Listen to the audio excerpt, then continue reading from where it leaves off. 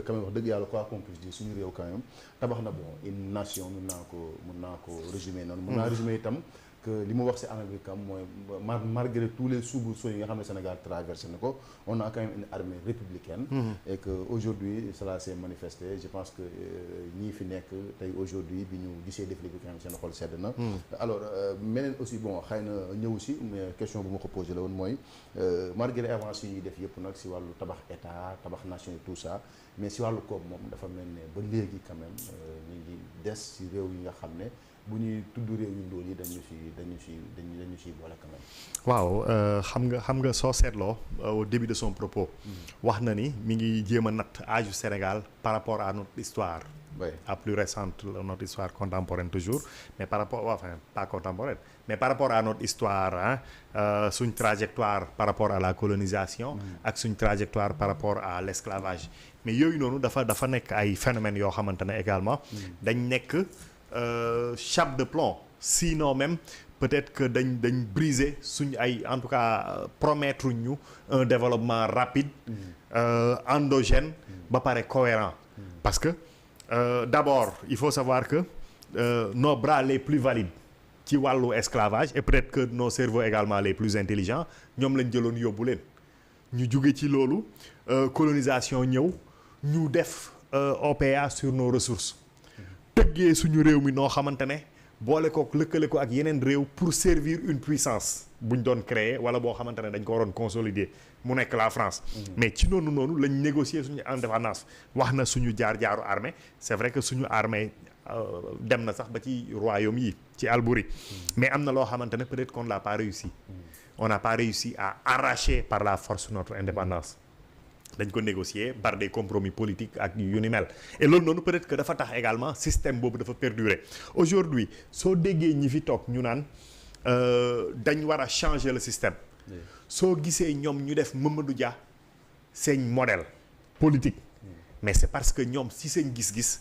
dañ waroon dagg li nga xamante ne mooy stratégie bi nga xamante ne moom la France defaloon nga xamante ne c'était pas pour développer ñun suñu dëkk yi mais c'était pour permettre suñu dëkk yi am jàmm am tuuti tan mais pour que lépp loo xamante ne ressource lañ am dañ koy mën a exporter ñoom ñu koy jëriñoo ak ci nu mënti doon ak quel que soit par ailleurs fi nga xamante ne foofu la suñu ànd toll ak jamono parce que jamono daf koy lijjanti maintenant soo ñëwee ci wàllu koom c'est vrai am na fait yooyu nga xamante ne mën nañ wax ni facteur alourdissant la su fekkante ne pour pas yi nga xamante ne moom la ñu war a balbutier ci début suñu marche mais par contre dafa am également d'autres facteurs yoo xamante ne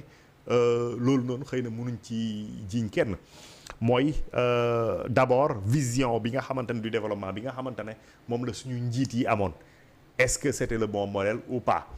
est-ce que permettre nañu parce que mën nañ ko séquencer mën nañ jàpp de 60 à peut-être 70 ou 74 affaires yooyu avant que sécheresse bi di ñëw dëgg-dëgg avant que yenn choc yi di ñëw rattraper trajectoire boobu noonu peut-être que mën nañ wax ni au Sénégal il faisait bon vivre ci jamono jooju ci ngay gis même Dakar am na yenn quartier yoo xamante ne li demee ni les Sicap ak yooyu yëpp ci lañ ko tabax pour justement pas forcément une bourgeoisie mais une classe moyenne sénégalaise boo xamante ne ñi ngi doon am soo xoolee ci campagne yi également agriculture puisqu'il y avait de la bonne pluviométrie yooyu noonu ñi ngi doon jéem a production bi en tout cas baaxoon na ba nga xamante ne ñi ngi nekkoon ci kii de rente économie de rente moom mooy li muy wax Mamadou Dia ak coopérative yi nga xamante ne lancé woon na ko avec la création de l'ONCAD ak yooyu noonu ci économie de rente pratiquement ci la suñ kii de doxee après le secteur des services war a jël le relais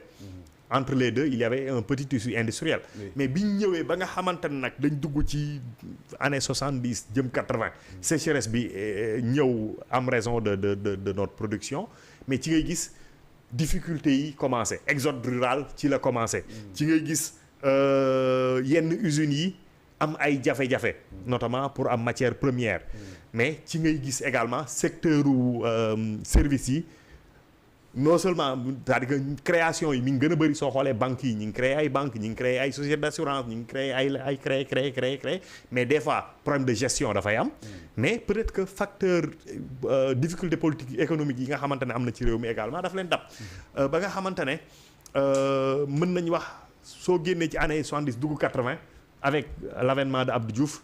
ci la tombé ak nag maintenant ñu imposer ñu une politique de correction de nos finances publiques. Une politique de correction de nos finances publiques moom la ñuy wax ajustement structurel wala austérité yooyu noonu donc ñu nekk ci loolu ça nous a pris 20 ans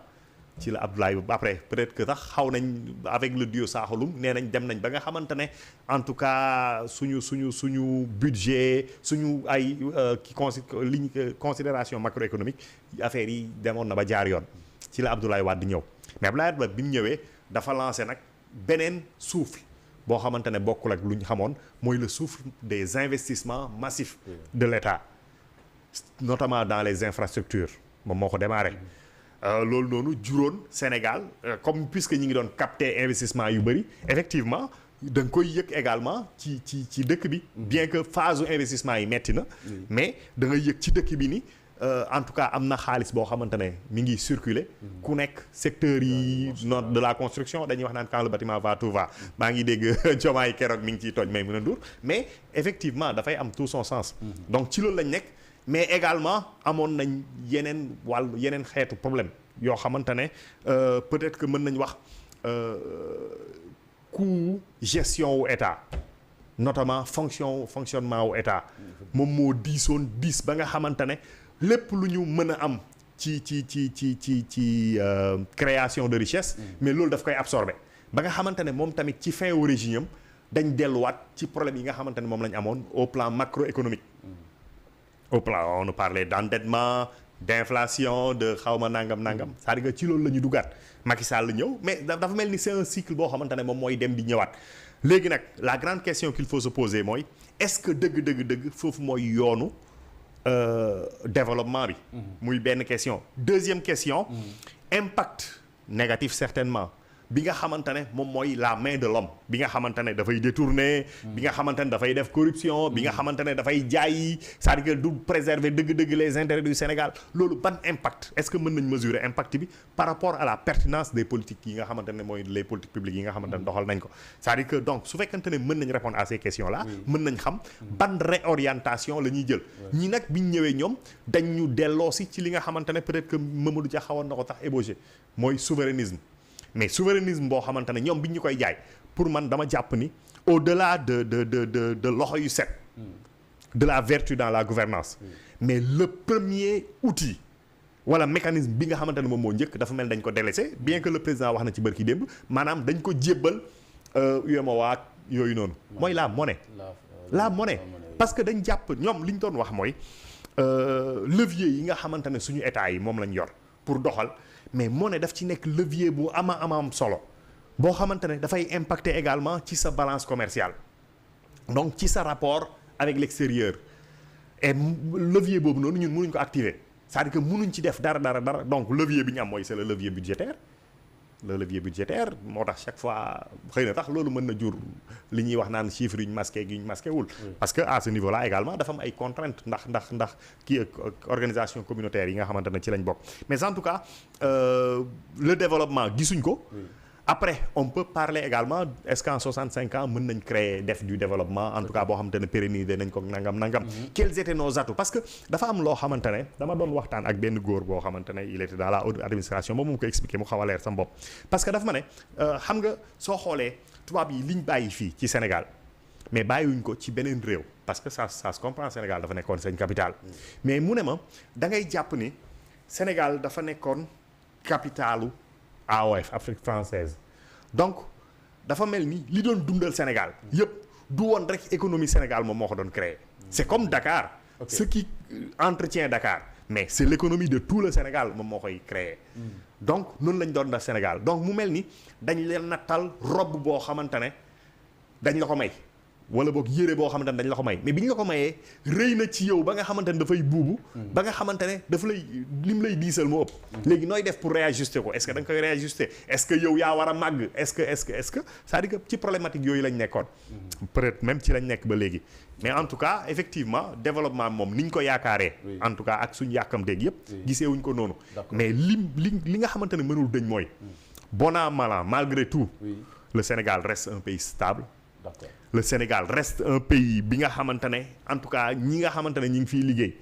muy administration yor leen ak yooyu ñi ngi jot seen ay salaire am na en tout cas mën nga fi am initiative privée yaakaar fi mu dox bien que loolu yëpp luñ cadre yu ñu war a defar la yu ñu war a yokk la mais en tout cas mënoon na gën a ñaaw daal en tout cas au vu de li nga xamante ne moom moo xew ci suñu li ñu wër ñi nga xamante ne ñoom lañ bokkal destin. d'accord c'est important mais du ñàkk ma laaj si tuuti rek parce que xam naa dañu war a jeex système bi alors mooy aujourd'hui xëy na le sentiment le mieux partagé mooy bu fekkee Sénégal ba léegi nii mi ngi si pays sous-développé très endetté mooy option yi suñu njiit yi jël de Senghor Abdoulaye Wade ba jaar si Macky Sall ñoom ñi nga xam ne ñoo fi def plus de 64 ans wala 63 ans seen option yi ñu doon jël moo baaxul dañu privilégié woon de trop